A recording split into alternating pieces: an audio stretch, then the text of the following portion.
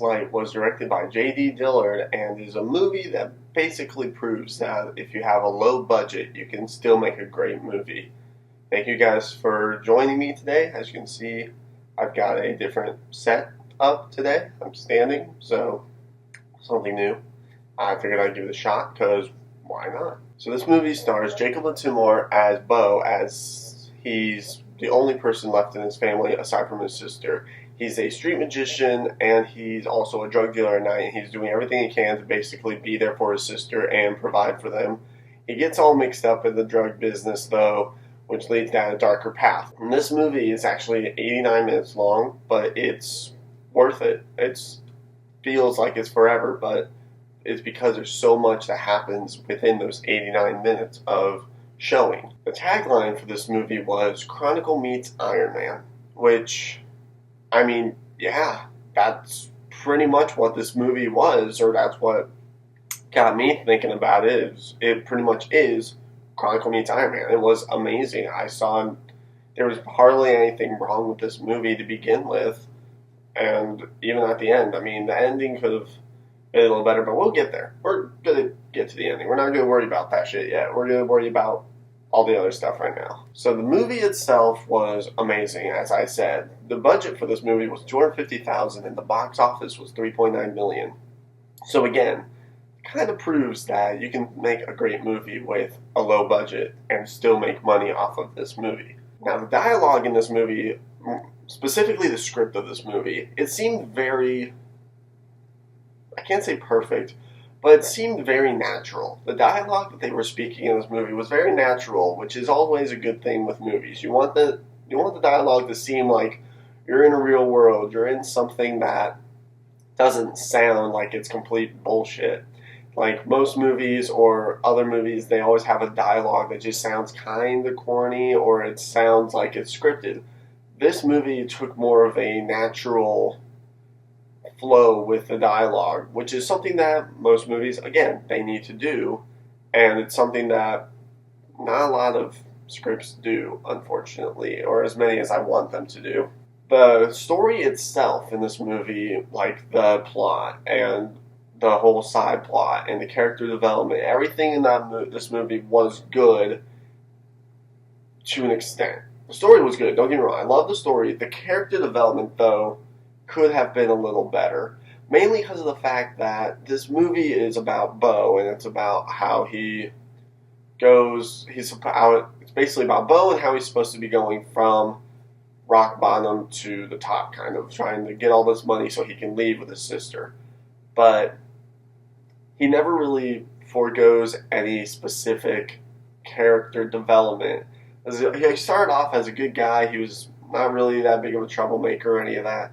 And at the end, he was still that good guy, not really a troublemaker. So the character development for him, at least, wasn't necessarily there. There was character development with one of the other guys,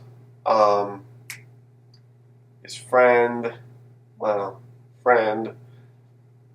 can't remember what his name was. I think it was Maurice. I could be wrong. Don't quote me on that. But there's more character development with him, in a way, than there was with Bo. But that's because he's more of the antagonist, or he became the antagonist, is what I should say. Minor spoiler alert. The lighting in this movie, again, because it was a low budget, I could kind of slide with this, but the lighting in this movie seemed kind of bad at times, mainly because the dark scenes where it was like nighttime, where they were in a dark room, and that was because it looked like they only had maybe like one or two lights on.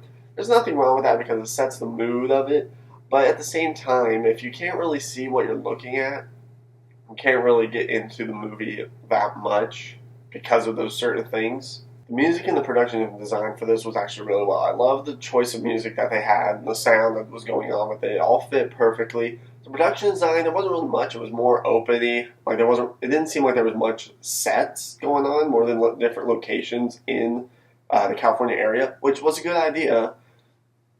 And the way that they had the story play out, it was more like, I can't say it was grungier California, but it was that kind of realistic look of California that makes the story seem more real and more into this kind of world, the world that we live in, which is amazing. It's something that I'm glad that they did. It's something I'm glad that they chose. Now, the final climax of this movie I felt could have been stronger. There was a lot of build up to it. Like, the final climax was in the last 15 minutes of the movie, roughly.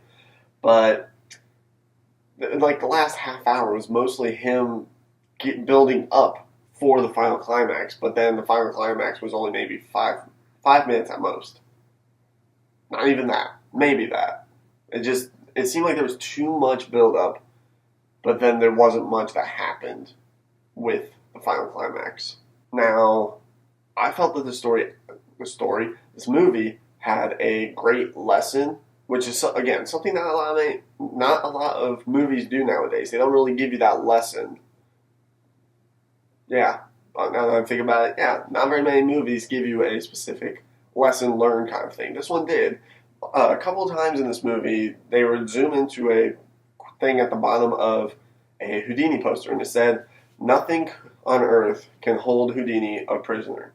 And that's kind of what the story, that's kind of what Bo is feeling in this movie, is that he feels like a prisoner who's wanting to break out. He felt like a prisoner staying inside of this city that he's in because he can't leave no matter how much he wants to. But then he finally leaves. He gets out of it all. Spoiler, partially. I mean, did you? Meh.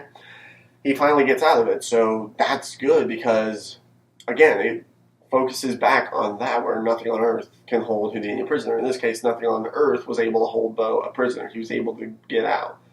So that was perfect. It was a perfect setting, and the fact that it was was under a Houdini poster actually made sense with this movie, considering the fact that Bo's a magician. Now, like I said, with the ending, the very ending left on a huge cliffhanger, which, it's good. Obviously, the movie didn't tank, so that's good. So if they are going to make a second movie, I'm really looking forward to it. I really did like this movie a lot. So I really do hope that they make a second one of this, because if they do, I will definitely be there in theaters for it. I wasn't able to be in theaters this time because I got a lot of stuff going on, but I will definitely be in theaters for this one. I'm giving Sleight an A-. Guys, thank you so much as always for watching. I appreciate it. Join me next week. I'm going to be posting every week on Tuesdays and Fridays. I'm not sure which movie I'm going to do yet for Tuesday. Me and Jim, you guys know Jimmy Man on the last one. He and I have had an idea for a movie to watch for Tuesday's review. We're not sure if we're actually going to stick with that or what. But we're going to try. So I'll definitely be keeping you guys updated on that. Thank you again. Don't forget to like and subscribe. And as always, this is Pop Culture Critics signing off.